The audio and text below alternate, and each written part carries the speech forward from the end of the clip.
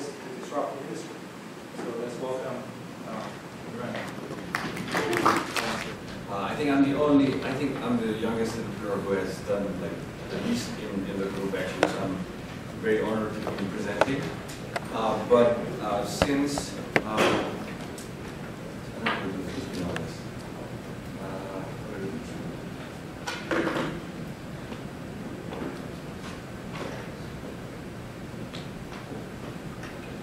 So I'm honored to be here, but I think that it's going to be a good thing because I can relate to you guys, and I went to engineering school here and started my business around 3 years ago. I'm an immigrant, so probably a lot of you are immigrants here, and the questions around how an immigrant CEO of the company is able to start a business and raise funds as well. So also to the presentation I'll do is probably like a typical slide deck or a business plan that you will be presenting when you're raising funds and going out to meet investors. I listened to a lot of Guy Kawasaki's presentations to do that. So just apart from the slides, so I graduated from Columbia University like 2013. I went to work 2 years in the industry, then I started the business. When I was working, I participated in a lot of competitions. It was the first year I won the Columbia Engineering Venture competition, where it was a big push for me that the idea that I had was validated through my professors and the industry people. So it was pretty good validation I had. They also gave us some funding, so I had some initial, the prize money was the funding that I got to start my business in Reaction. And then we were one of the 5 top companies at the Columbia Startup Competition, the annual competition right now that happens, which you guys should participate in. So it was 3 years ago. It was the first time when Columbia was venturing into the startup world, and I participated in both the competition, and we were in the top 5, and I won one of the competition. It's very hard, and there's going to be a lot. I know that the competition right now is even harder than before. 3 years ago, the startups were like pretty. It was just starting to happen. Now I see a lot of good companies. I incubated through. We were the first companies that went through the Columbia Startup Lab, so that was a big push to us as well.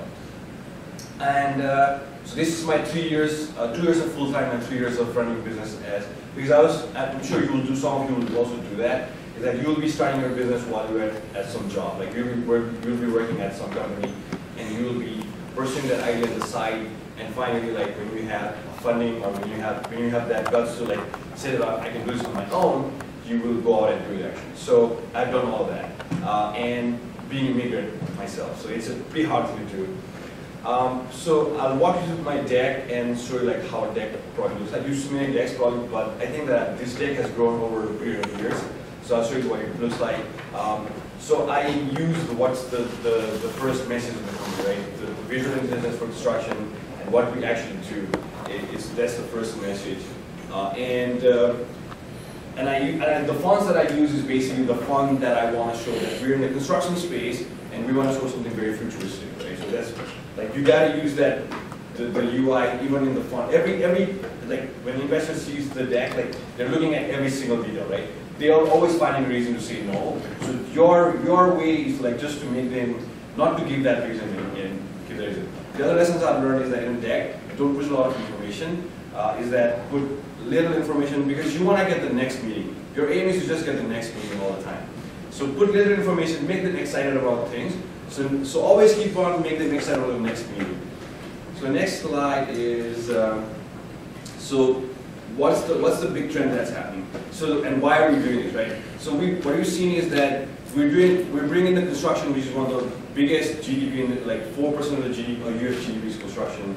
China is one of the biggest construction nation in the world, US itself. So we're doing this because we've seen manufacturing, and I'm comparing the construction industry with the manufacturing industry, where the productivity has been growing by 0.4%. And why it has been growing is because they're using automation and lean principles, like lean manufacturing principles. So I give that comparison and now say, okay, this this is our solution, right? The solution is that, okay, you have a slide where a person is using an iPad to see the construction doing happening, your project management tools, your questions. These are more details I'm going to go to later on.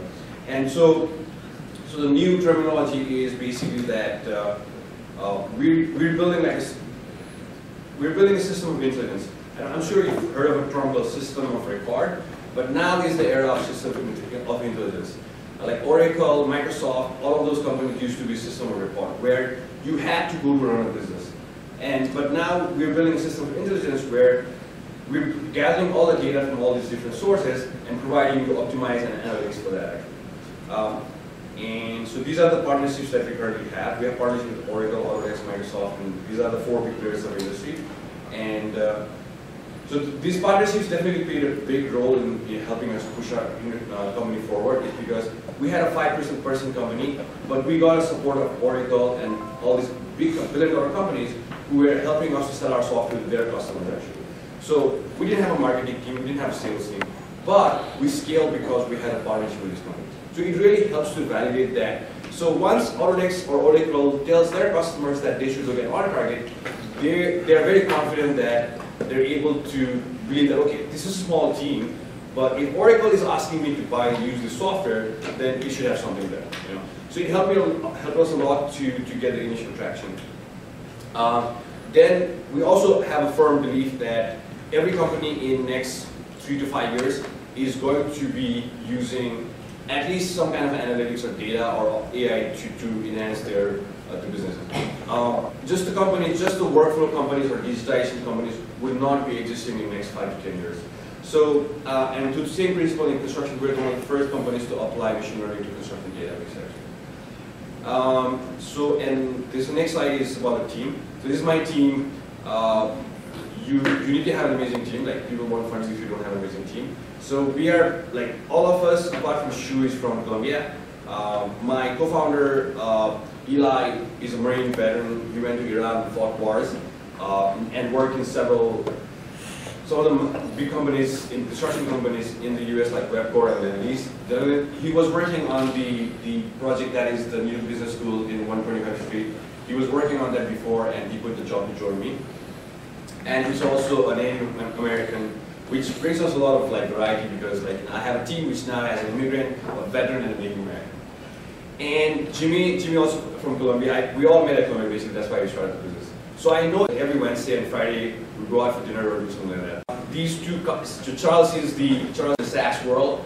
You should better learn all the SaaS terminologies like CAC, like customer acquisition cost, lifetime value.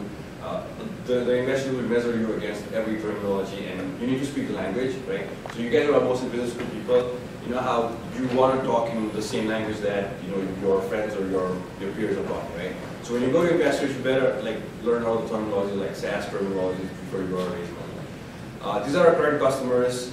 We're currently working with some of the biggest construction companies like Turner, Structure Tone, like some of the top construction companies are already using our software right now.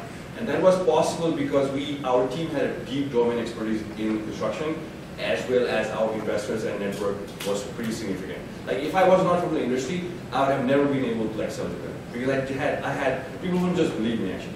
So start a business is something that you guys know about, right? So this is our sales, how do you go to market is basically. So one of the things we learned is that going to market with the bottom of sales, when we sell to construction companies, once we try to sell to the big VPs or the CEOs of the company, it takes a long time. It's a long sales cycle. It takes 6 months to a year.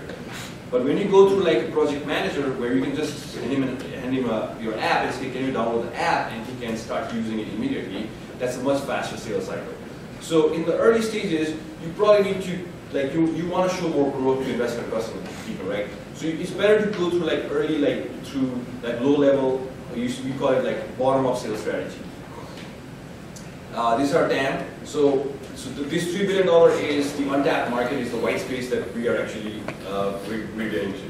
The $7 billion is the market that's already existing, and we're competing against players. $3 billion is the market that we're creating for ourselves. These are our current investors. So one of the investors is the Harvey's Angels. We went through a little bit of that as well.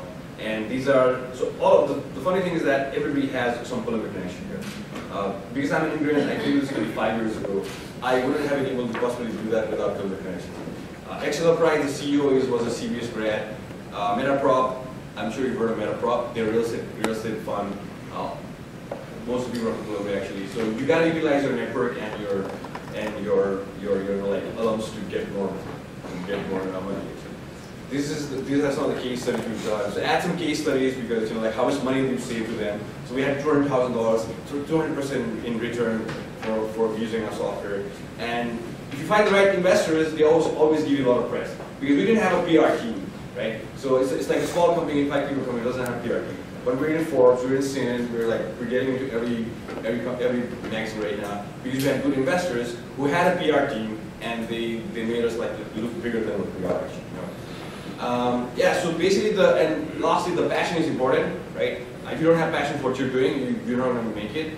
I have a deep passion, I'm from Nepal, I have a deep passion for how much like building and infrastructure construction can impact the economy of a country, and Nepal is like a pretty poor country, we don't have good roads and bridges, but when I travel around the world, I've traveled extensively around the world working in multiple countries, I saw the impact of good roads, good bridges, in an economic development country. So I have a deep passion for like building these structures around the world, and that's why I do this. And even though I have failed and it's been hard, the passion that I want to do something and make an impact always keeps me driving, right? So have a passion in the back, and then you'll be successful.